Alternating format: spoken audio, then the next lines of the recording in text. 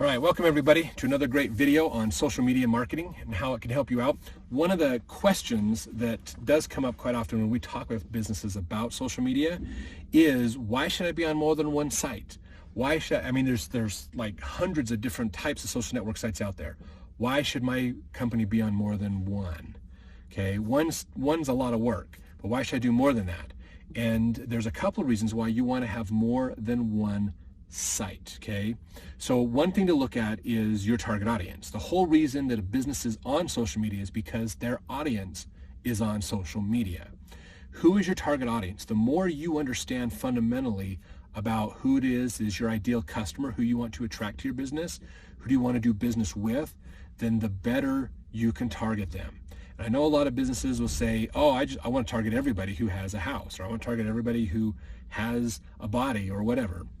There's some very general ideas a lot of businesses think about, but you want to narrow it down. You don't really want to go to every house. You want to go to certain houses. Do you want owners? Do you want versus renters? Do you want certain income levels? Do you want people that have certain challenges? Some products and services are better for newer homes. Some are better for older homes.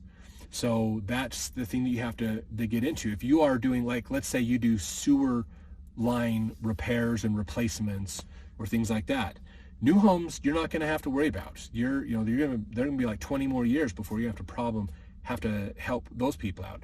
You're looking for the older homes. You're looking for the homes that use the Greenberg pipe from World War II. You're looking for the homes that have the big trees in the yard that have had 40 years of growing, and now the roots are growing through their sewer lines and clogging them up. You're looking for the homes that were built on uneven areas in the 60s.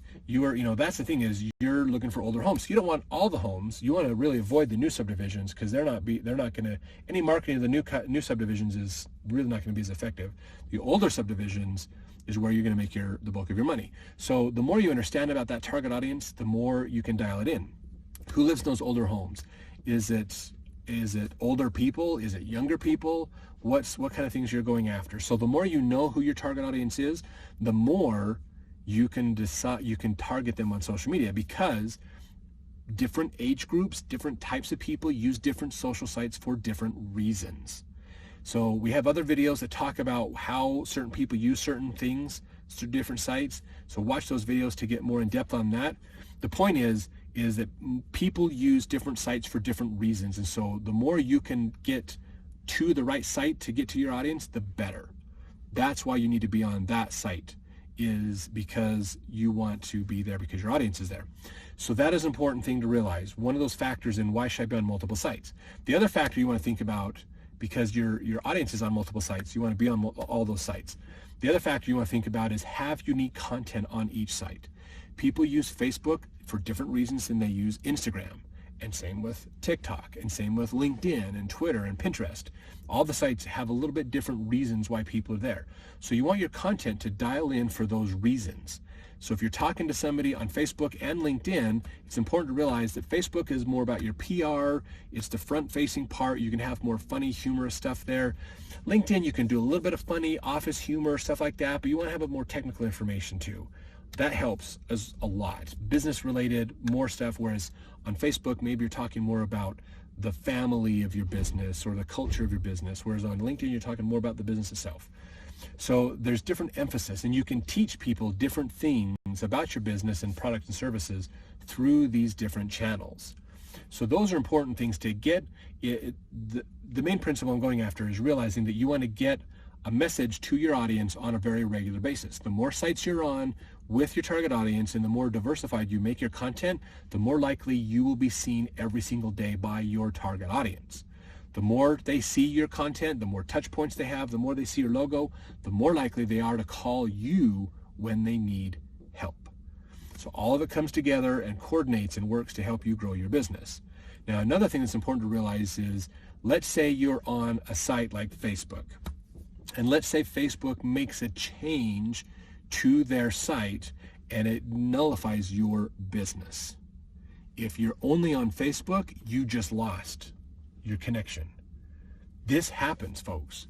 Okay, this can happen in two ways. Sometimes we've had problems on the internet. There was a attack, I don't remember if it was a heartbleed bug or if it was a different one, but they had, no, it wasn't actually. There was a denial of service attack. That was right. It was the DDoS attack with all of the traffic cameras and cable modems and things like that from all over the world, that they took down a node on the internet. I think this was 2017, 2018 time frame. They took down a node on the internet, and that was a primary node that fed Pinterest their content, and Instagram was on that node too. So for a whole day, like a 24-hour period, Instagram and Pinterest were non-existent. You couldn't talk to them. So if you were building your business on Instagram and it went down for 24 hours, you literally had nothing for 24 hours. You lost it.